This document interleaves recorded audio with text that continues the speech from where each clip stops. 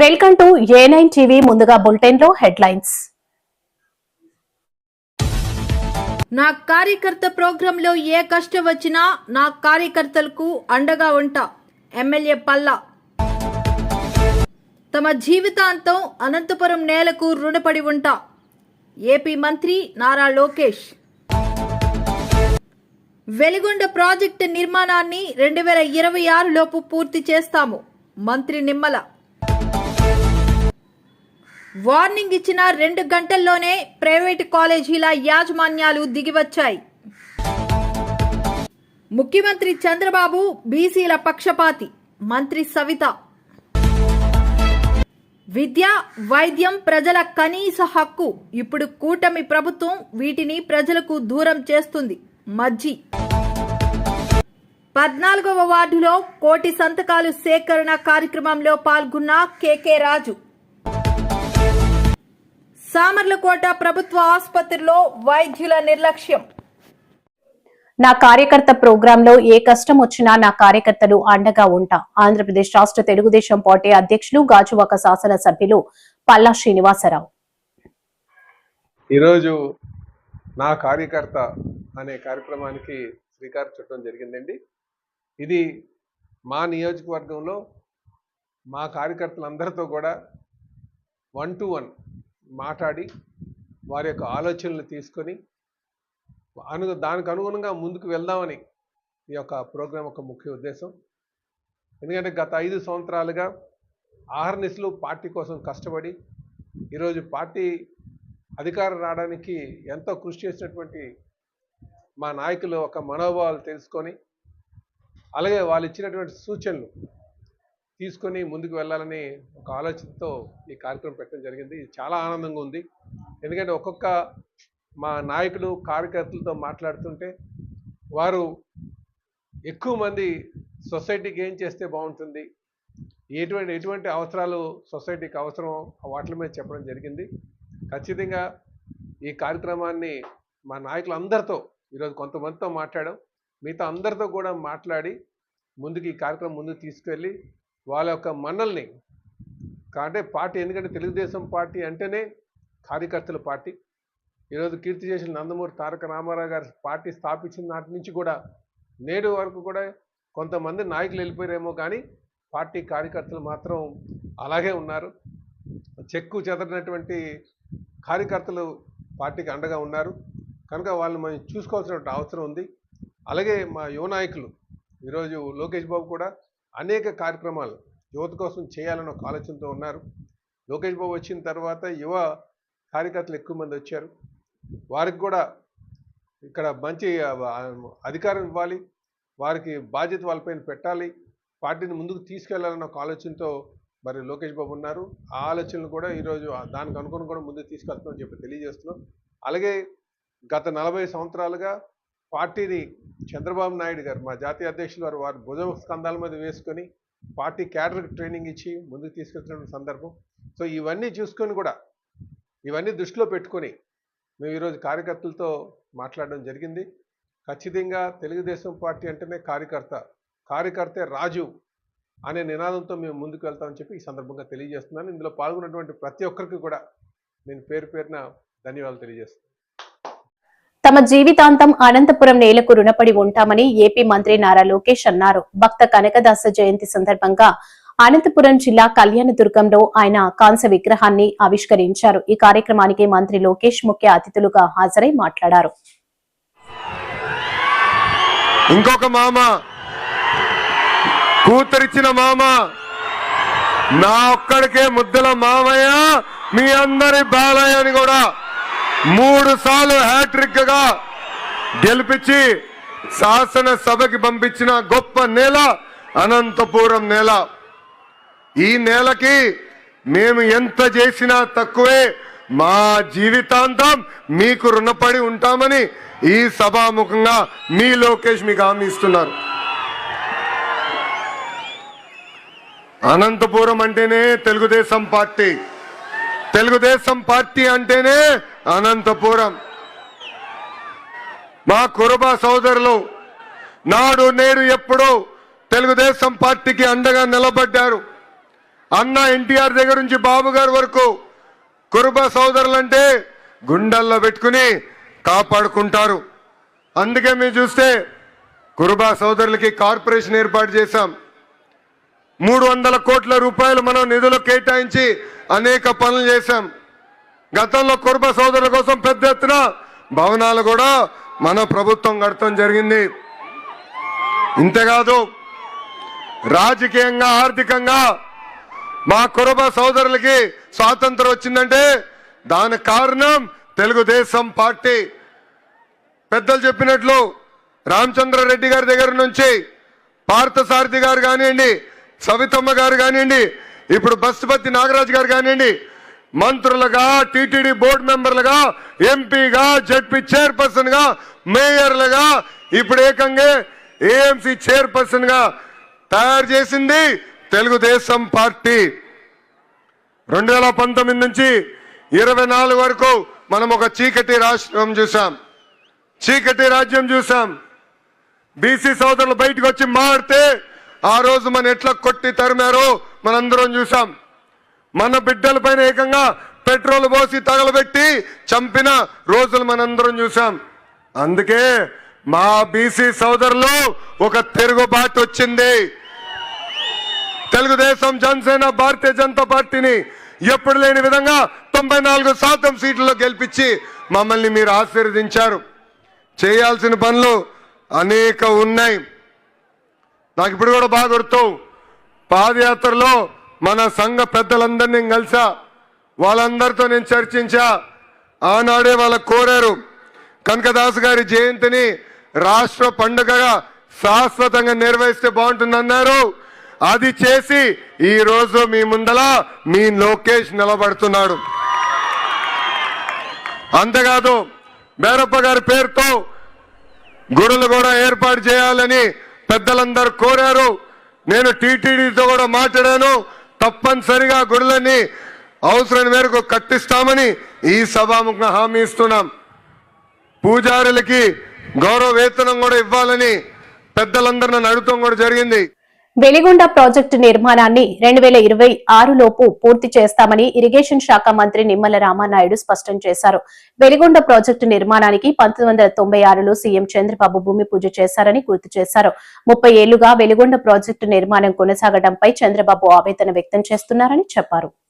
నాయుడు గారి యొక్క లక్ష్యానికి అనుగుణంగా పనులన్నీ కూడా గత సంవత్సరంన్నర నుంచి కూడా యుద్ధ ప్రాతిపదిన డే అండ్ నైట్ షిఫ్ట్ల ప్రకారం పనులు ముందుకు తీసుకెళ్తున్నటువంటి దశలో ఏదైతే మొన్న మంతా తుఫాన్ వల్ల వచ్చినటువంటి అకాలమైనటువంటి వర్షాల వల్ల పర్టికులర్గా ఏదైతే యొక్క ఫీడర్ కెనాల్ ఏదైతే ఉందో ఆ ఫీడర్ కెనాల్కు సంబంధించి 800 మీటర్స్ దగ్గర ఒక బ్రీచు, 15 కిలోమీటర్ దగ్గర ఒక బ్రీచు, 18 కిలోమీటర్ దగ్గర ఒక బ్రీచు పడడంతో ఆ యొక్క ఫీడర్ కెనాల్లోకి ఆ వాగుల ద్వారా వచ్చినటువంటి నీరంతా కూడా బ్యాక్కి టన్నెల్లోకి రావడం, దగ్గర టన్నెల్లో కూడా 9-10 కిలోమీటర్ల వరకు కూడా ఈ యొక్క ఫ్లడ్ వాటర్ అంతా కూడా చొచ్చుకుని వెళ్ళిపోయి మరి ఆ రోజు టన్నెల్లో కూడా మరి 250 మంది దాకా కార్మికులు ఎవరైతే ఈ ఇంజనీర్స్ ఎవరైతే వర్కర్స్ ఉన్నారో వాళ్ళందరినీ కూడా అప్పుడు మనం సేఫ్టీగా ముందు జాగ్రత్తగా అందరినీ కూడా ఎక్కడ కూడా ఎటువంటి ప్రాణ నష్టం లేకుండా మనం సేవ్ చేయడం జరిగింది. మరి ఏదైతే ఆ యొక్క ఫ్లడ్ అనంతరం ఆ పనులను ఇంకా వేగవంతం చేయాలి, ఏదైతే ఆ బ్రీచెస్ ద్వారా వచ్చినటువంటి టన్నెల్లో ఉన్నటువంటి వాటర్ ఏదైతే ఉందో దాని అంతా కూడా డీవాటరింగ్ చేసి పనులన్నింటినీ కూడా మళ్ళీ యథాస్థితిలో మరి ప్రారంభించి పూర్తి చేయాలనేటువంటి దృక్పథంతో మరి ఈరోజు ఆ యొక్క వెలిగొండ ప్రాజెక్టుకు సంబంధించినటువంటి ఫీడర్ కెనాల్, టన్నెల్స్ ఆ యొక్క రిపేర్స్ వర్క్స్ ఏవైతే ఉన్నాయో వాటిని పరిశీలించడానికి, వాటిని యుద్ధ ప్రాతిపదిక మీద వేగవంతం చేయడానికే ఈరోజు మరి గౌరవ శాసనసభ్యులు నారాయణ రెడ్డి గారు, అదేవిధంగా ఇక్కడ ఇన్ఛార్జ్ ఎరిక్సన్ బాబు గారు, అదేవిధంగా మా ఇరిగేషన్ నుంచి కూడా అడ్వైజర్ వెంకటేశ్వర గారు, అదేవిధంగా ఇంకా ఇంజనీరింగ్ డిపార్ట్మెంట్ డిజైన్స్ నుంచి అందరినీ కూడా కమిటీగా ఈరోజు ఇక్కడికి రాచి పరిశీలించడం జరిగిందని చెప్పి మీ ద్వారా అందరికి కూడా తెలియజేసుకుంటూ, ఇప్పుడే ఈ యొక్క వెలిగొండ ప్రాజెక్టు మీద కూడా రివ్యూ తీసుకొని ఏదైతే ఆ యొక్క బ్రీచెస్ ఏవైతే ఉన్నాయో వాటిని ఇమీడియట్లీ 3-4 డేస్లో వాటిని అన్నింటినీ కూడా బ్రీచెస్ అన్నిటి కూడా కంప్లీట్ చేసి ఆ డీవాటరింగ్ కూడా క్లోజ్ చేయమని చెప్పేసి కూడా ఇప్పుడే అధికారులకి, ఏజెన్సీలకు కూడా ఆదేశాలు కూడా ఇవ్వడం జరిగింది. మళ్ళీ 4-5 రోజులు డివాటరింగ్ చేసి ఆ యొక్క టన్నెల్ వర్క్ని పునఃప్రారంభించాలి. మళ్ళీ అవసరమైతే ఒక 4-5 రోజుల్లో మళ్ళీ ఇక్కడికి మళ్ళీ మేము కూడా వస్తామని కూడా చెప్పడం జరిగిందని చెప్పి కూడా మీ ద్వారా కూడా తెలియజేసుకుంటూ, ఎందుకంటే ఈ ప్రాజెక్ట్ ఏదైతే ఉందో చంద్రబాబు నాయుడు గారు కూడా ప్రతి 15 రోజులకు ఒకసారి సెక్రటరీలో రివ్యూ చేస్తూ ఉన్నారు. ఆయన కూడా ఆవేదన వ్యక్తం చేస్తూ ఉన్నారు. ఏదైతే ఆ రోజు 1996లో చంద్రబాబు నాయుడు గారు పుట్టినరోజు సందర్భంగా భూమి పూజ చేశా, దగ్గర 30 సంవత్సరాలు అయి భూమి పూజ అయినా కూడా ఆ ప్రాజెక్టు పూర్తి కాకపోవడం చాలా ఆవేదన కలిగిస్తూ ఉంది. ఖచ్చితంగా మనం 2026కి ఇది మనం పూర్తి చేయాలని చంద్రబాబు నాయుడు గారు కూడా ప్రతి 15 రోజులకి 20 రోజులకి రివ్యూలో కూడా మాకు చెప్తున్నటువంటి పరిస్థితి. ఏదైతే దానిలో భాగంగానే ఈ యొక్క ప్రాజెక్టు పనులు త్వరితగతం చేస్తుంది. కానీ విచిత్రం ఏంటంటే జగన్మోహన్ రెడ్డి గారు, ఎందుకంటే ఈ ప్రాజెక్టు పనులు ఇంకా పూర్తి కాకుండానే మరి ఆయన జాతికి అంకితం అని చెప్పి ఇక్కడే పెద్ద శిలాఫలకాన్ని వేసినటువంటి పరిస్థితి నిజంగా చాలా ఆశ్చర్యం కలుగుతుంది. ఎందుకంటే నేను కూడా ఇరిగేషన్ శాఖ మంత్రిగా వచ్చాక చూసా, రివ్యూలో కూడా అధికారులు ఏజెన్సీలతో మాట్లాడితే ఈ వెలిగొండకు సంబంధించి హెడ్లెగ్ గ్రేడర్ పనులు ఇంకా నిన్న సీఎం రేవంత్ రెడ్డి వార్నింగ్ ఇచ్చిన 2 గంటల్లోనే ప్రైవేట్ కాలేజీల యాజమాన్యాలు దిగివచ్చాయి. విద్యార్థుల జీవితాలతో ఆటలాడకండి, తమాషాలు చేస్తే తాటా తీస్తాం, మేము వచ్చాకే సమస్యలున్నట్లు మాట్లాడుతున్నారని తీవ్రస్థాయిలో ఆగ్రహం వ్యక్తం చేశారు. 2014 నుంచి ఇప్పటి వరకు చదువుకున్న విద్యార్థులు ఎవరు, ఫీజు రియంబర్స్మెంట్ పొందిన సంస్థలు ఎవరు, ఈరోజు ఎవరెవరికి బకాయి ఉంది, ఏదైనా సిట్ ఏర్పాటు చేసి విచారణ చేద్దాం. 2014-15 చంద్రశేఖరరావు గారు అసెంబ్లీలో మాట్లాడి ఒక విజిలెన్స్ అండ్ ఎన్ఫోర్స్మెంట్ను అపాయింట్ చేసి నివేదిక ఇచ్చిండ్రు. ఆ నివేదికను ఎందుకు తొక్కిపెట్టారు చర్యలు తీసుకోకుండా? దాని మీద కూడా చర్యలు తీసుకుందాము. నేను ఆ కళాశాల యజమానులను, మీరు వ్యాపారం చేసుకుంటారు, మీరేం సేవ చేస్తలేరు, మీ వ్యాపారంలో మీరు ఎంత సంపాదించిండ్రు, మీరు ఎట్లా సంపాదించుకుంటుండ్రు, ఏమేం జరిగింది అనేది అందరికీ తెలుసు.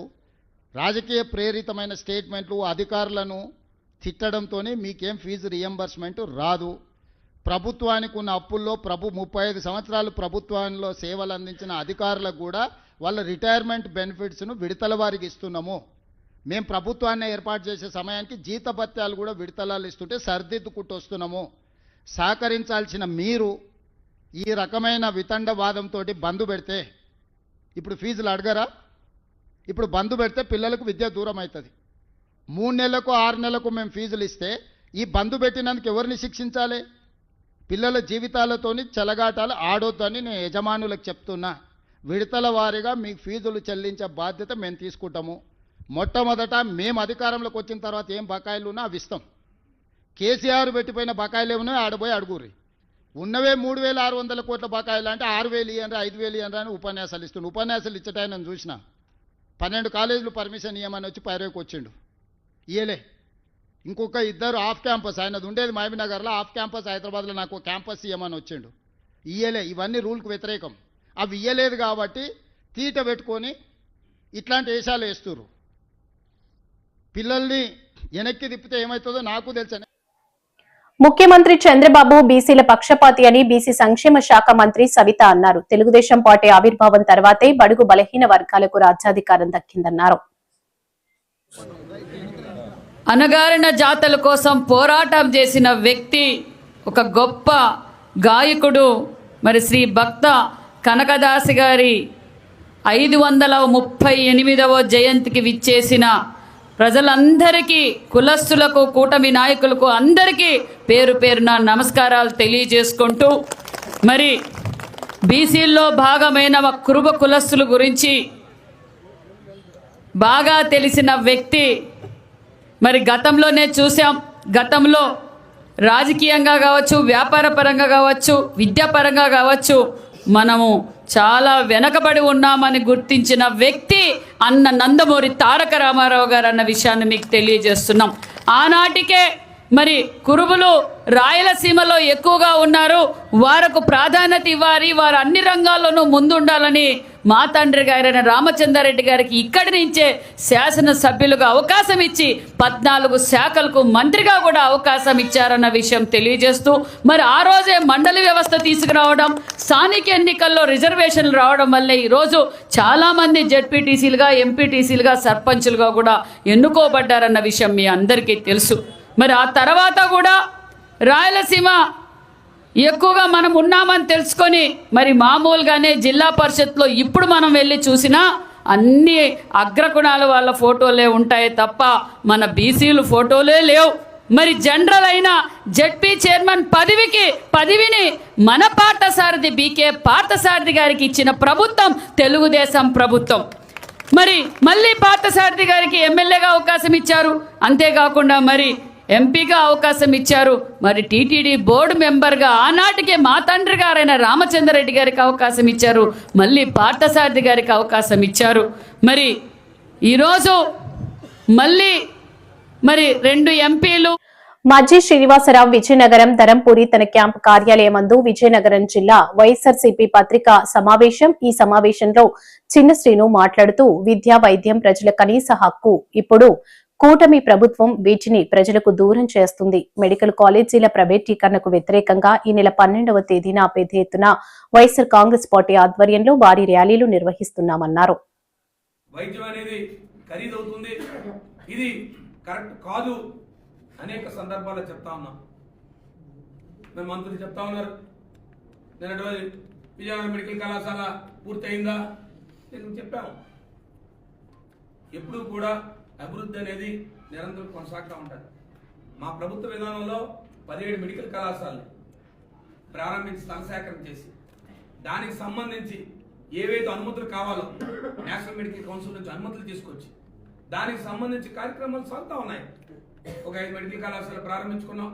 ఇవాళ విజయనగరం మెడికల్ కళాశాల అయితే పీజీ సీట్లు కూడా శాంక్షన్ వచ్చాయి, పోస్ట్ గ్రాడ్యుయేట్ సీట్లు కూడా శాంక్షన్ వచ్చాయి. త్వరితగతిగా ఆ కార్యక్రమం ఈ 16 నెలల కాలంగా మీరు దాని పనులు పూర్తి చేసి తీసుకెళ్తే ఇప్పటికే హాస్పిటల్ కూడా షిఫ్ట్ అయ్యి అక్కడ కార్యకలాపాలు మొదలయ్యేవి. కానీ మీ విధానం అది కాదు. మీరు మీ ప్రభుత్వం ఏర్పడిన దగ్గర నుంచి మీ విధానం భిన్నమైన విధానం తీసుకున్నారు. మీరు దానికి మీరు చెప్పేది మీరు పూర్తి చేయలేదు, మీరు మొదలుపెట్టారు కానీ మీరు పూర్తి చేయలేదు, ఏదో స్థల సేకరణ జరగలేదు. Routine process. 17 మెడికల్ కళాశాలలు అనుమతులు వచ్చాయి. మేము 17 మెడికల్ కళాశాలలు విభిన్న స్థితుల్లో ఉన్న స్థాయిలో ఉన్నవి. వాటన్నింటినీ కూడా మీరు ప్రారంభించవచ్చు మీరు సుమారుగా. కానీ మీరు ఆలోచన చేయకుండా ప్రైవేటు పరం చేయాలన్న ఆలోచన ఏదైతే ఉందో, ఈ ప్రజా వైద్యం అనేది ఈ రాష్ట్రంలో సుమారు 5 కోట్ల ప్రజల్లో పేద మధ్యతరగతి కుటుంబీకులు ఉంటారు, అన్ని వర్గాల వారు ఉంటారు.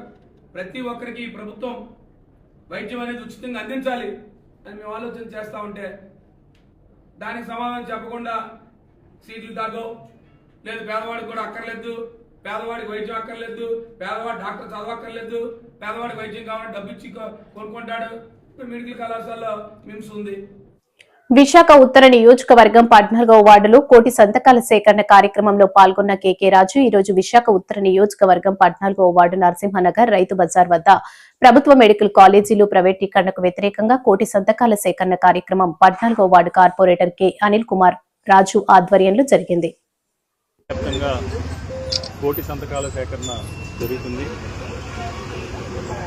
ముఖ్యంగా కూటమి ప్రభుత్వం అధికారంలోకి వచ్చిన తర్వాత ముఖ్యమంత్రి చంద్రబాబు నాయుడు గారి నేతృత్వంలో ప్రజా ఆరోగ్యానికి భద్రత లేకుండా వైద్యాన్ని వ్యాపారం చేసి ప్రజా ఆరోగ్యాన్ని పెద్ద ఎత్తున దెబ్బతీస్తున్నారు. గతంలో జగన్మోహన్ రెడ్డి గారు ముఖ్యమంత్రిగా ఉన్నప్పుడు విద్యా వైద్య రంగాల్లో ఆంధ్రప్రదేశ్ రాష్ట్రం ఒక సువర్ణ అధ్యాయమని చెప్పుకోవచ్చు. చదువుకోవాలనుకునే ప్రతి ఒక్కరికి కూడా ప్రభుత్వమే అండగా బాసటగా నిలబడి వారికి విద్యను అందించాలనే ఉద్దేశంతో విద్యారంగంలో జగన్మోహన్ రెడ్డి గారు తీసుకొచ్చిన మార్పులు మనందరికీ కూడా తెలుసు. మనబడి నాడు నేడు కార్యక్రమం ద్వారా, అమ్మఒడి లాంటి అద్భుతమైన పథకాల ద్వారా ఒక దేవాలయాల విద్యా దేవాలయాల పాఠశాలలను కానీ స్కూల్స్ కానీ తీర్చిదిద్దిన విధానం మనకు తెలుసు. అదేవిధంగా రాష్ట్ర వ్యాప్తంగా ప్రతి జిల్లాలోని కూడా ఒక మెడికల్ కాలేజ్ ఉండాలి. ఆ మెడికల్ కాలేజ్ ప్రాంగణంలో 500 to 600 బెడెడ్ ఒక హాస్పిటల్ ఉండాలి. ఈ హాస్పిటల్ను కానీ మెడికల్ కాలేజీని కానీ ఒక ఆధునిక వైద్య దేవాలయాల్లో తీర్చిదిద్దాలి. తద్వారా డాక్టర్ కావాలనే పేద విద్యార్థిని యొక్క కళని నిజం చేయడంతో పాటు ప్రభుత్వమే ప్రజలకి ఆరోగ్య భద్రత కల్పించాలనే ఉద్దేశంతో జగన్మోహన్ రెడ్డి గారు రాష్ట్ర వ్యాప్తంగా 17 మెడికల్ కాలేజీలు తీసుకొచ్చి వాటికి అన్ని రకాల అడ్మినిస్ట్రేటివ్ శాంక్షన్స్ కానీ, ఫైనాన్షియల్ శాంక్షన్స్ కానీ, ల్యాండ్ అలాట్మెంట్ కానీ చేసి దాంతోపాటు అందులో 7 మెడికల్ కాలేజీలు ఈ విధంగా నిర్మాణం పూర్తి చేసి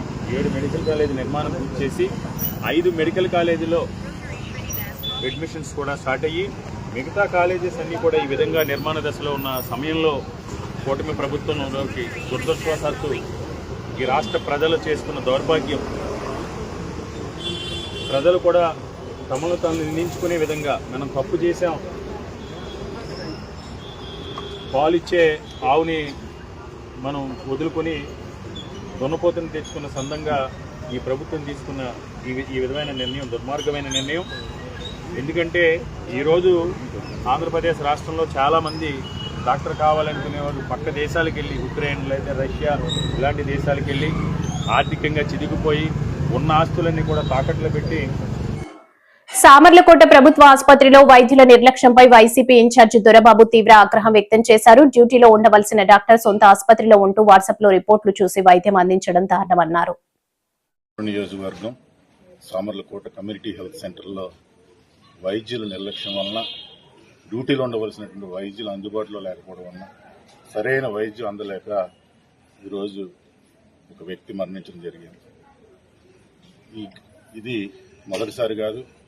ఈ కమ్యూనిటీ హెల్త్ సెంటర్లో ఇటువంటి సంఘటనలు చాలా జరుగుతూ ఉన్నాయి. ఉండవలసిన డాక్టర్లు కూడా ఈరోజు అందుబాటులో లేకుండా వాళ్ళకి సంబంధించిన హాస్పిటల్లో ఆ యొక్క సేవలు అందించుకుంటూ ఇక్కడ ఉన్నటువంటి పేద ప్రజలను పట్టించుకోకుండా చాలా ఇబ్బందులు గురి చేస్తాను. ఈరోజు హాస్పిటల్లో జాయిన్ అయ్యి సుమారు 50 నిమిషాలు 60 నిమిషాలు అందుబాటులో లేక సరైన వైద్యం అందుక చనిపోతే ఇక్కడ ఉన్నటువంటి ట్రైనీ డాక్టర్లు, ఇక్కడ ఉన్నటువంటి డ్యూటీ డాక్టర్కి వాట్సాప్లో అక్కడికి ఉన్న రిపోర్ట్స్ అన్ని పంపించి అక్కడ నుంచి ఈరోజు వాట్సాప్ వైద్యం జరుగుతూ ఉంది. ఈరోజు సెల్ ఫోన్ కనిపెట్టినవాడు మహామేధావి. ఈరోజు మన ముఖ్యమంత్రి వాళ్ళు శ్రీ చంద్రబాబు నాయుడు గారు ప్రజలందరికీ కూడా వాట్సాప్ ద్వారా ప్రతి సేవను అందజేస్తామనుకుంటే ఇక్కడ ఉన్న ప్రజలందరూ కూడా సూపర్ అనుకున్నారు. కానీ ఈరోజు వైద్యం కూడా ఈరోజు వాట్సాప్లో అందజేసే పరిస్థితి ఈరోజు మన ఆంధ్రప్రదేశ్లో ఉంది. ఇది కరెక్ట్ కాదు. ఇక్కడ ఉన్నటువంటి కలెక్టర్ గారికి కానీ మిగిలిన వైద్య అధికారులకు కూడా దీని గురించి ఫిర్యాదు చేయడం జరిగింది. ఇక్కడ ఉన్నటువంటి బంధువులందరూ కూడా దీనికి సంబంధించిన వైద్యుల్ని సస్పెండ్ చేయడం కోరడం కూడా జరిగింది. కాబట్టి ఈరోజు ఇక్కడ ఉన్నటువంటి వైద్యులు ఎవరు అందుబాటులో లేరో వాళ్ళందరినీ కూడా సస్పెండ్ చేయవలసిందిగా, అలాగే కుటుంబ బాధితులను కూడా ఆదుకోవాల్సింది ఈరోజు ప్రభుత్వాన్ని కోరుకుంటూ సెలవు తీసుకుంటాం.